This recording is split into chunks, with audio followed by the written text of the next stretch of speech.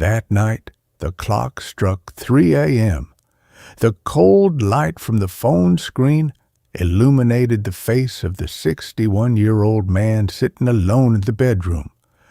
I woke up with a start, fumbling for my phone with a heavy heart, clinging to a small wish to reread her goodnight message. But when I opened the dating app, the entire chat history had vanished. The profile picture with her warm smile had disappeared without a trace. The screen only displayed the cold words, "Account deleted." My stomach churned. My trembling hand dialed the number only to hear the deathly silence of the disconnected line. I never thought I would find myself in this situation at 62, bitterly realizing that the woman I had just poured my heart out to had completely ghosted me. Stay with me in this video, because the way she lured me in is a hidden trap that can swallow anyone sitting alone in a quiet house. Before that fateful swipe, my life had sunk into a monotonous rhythm. Morning coffees on the same armchair, bland evenings with reruns of TV shows. I wasn't exactly unhappy, just comfortable in a survival routine. My children had spread their wings and flown away. My friends were busy taking care of their grandchildren. Then I found myself glancing at my phone more often, waiting for something to break the stillness. I didn't crave passionate romance.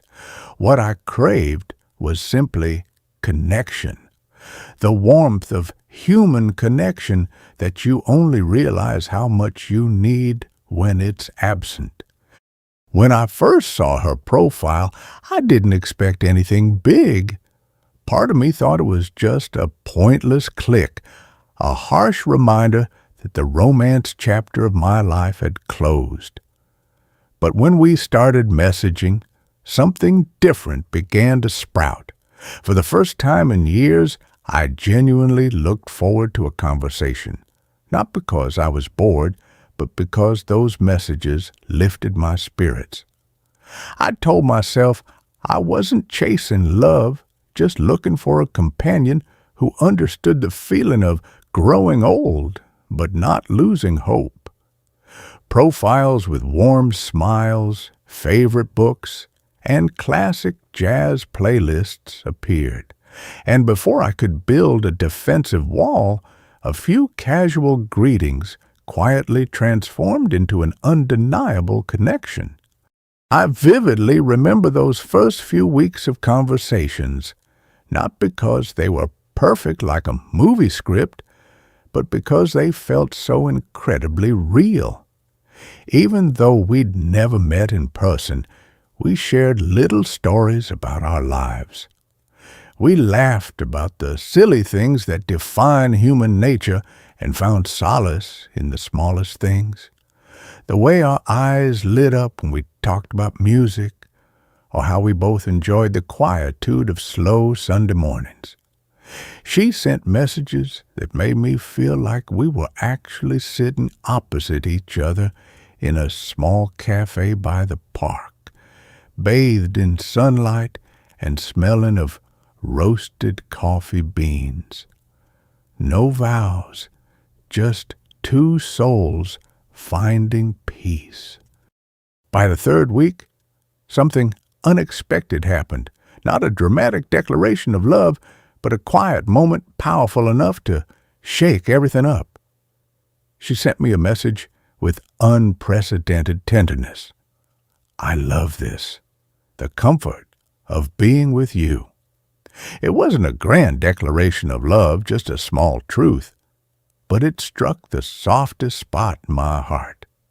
That moment became an irreversible turning point. I realized I wasn't just enjoying a confidant, I was actually allowing myself to care. Online dating was no longer a timid experiment. Everything suddenly became worth pursuing.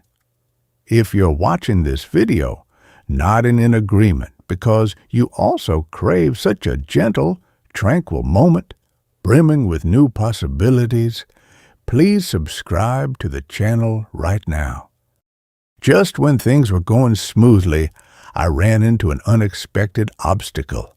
After weeks of genuine laughter, a misunderstanding began to creep in, sowing seeds of doubt.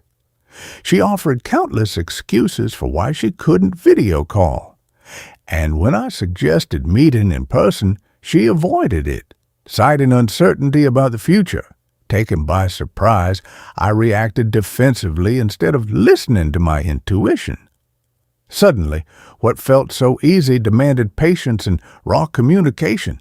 That moment was the first real conflict, forcing me to confront my unwillingly acknowledged hidden side. The fear of rejection, of being misunderstood, and the obsession that opening up would only lead to hurt. True connection, as I bitterly learned, is about overcoming challenges together. The final breaking point came under the dark night sky. After manipulating my emotional trust and forcing me to lower my guard, her messages abruptly changed. From sweet inquiries, she switched to desperate pleas, relentlessly demanding financial help for a fabricated problem. When I firmly refused to send money and insisted on meeting in person, all that fake warmth vanished instantly. And then at exactly 3 a.m., she ghosted me. This cruel lesson reminded me that connection in old age isn't just about shared interests. It has to be a genuine emotional reciprocity, where both dare to be present with all their vulnerability and absolute honesty. I realized I couldn't build that kind of connection with a con artist hiding behind a screen. It forced me to confront myself, to realize that opening up brings meaning that monotonous routines never provide. What this fleeting relationship reminded me of is the vital importance of connection as we age. A wealth of scientific research consistently shows that strong social networks in older adults are linked to superior mental and physical health. It provides a sense of belonging and significantly reduces the risk of cardiovascular disease and dementia. Interacting with others isn't just fun. It's medicine for the brain, mood, and overall well-being. Conversations and walks together aren't just for killing time. They enrich life, making the later years brighter. But those moments absolutely must be shared with a flesh and blood person, willing to step out of the digital shadows and stand in the light with you. Looking back on this whole nightmare, I realized that connection is far more valuable than the comfort of being in a safe cocoon. Older adults who maintain strong social networks tend to be healthier, have sharper minds, and live longer than those who isolate themselves. The decision to proactively reach out can change your life in unexpected ways, as long as you know how to protect your heart wisely. Before closing, I want to ask you, have you ever ignored a warning red flag in a relationship simply because you were too tired of the deadly silence in your own home? Leave a comment below, because sometimes connection begins with the step back to share, and your story might just save someone's life.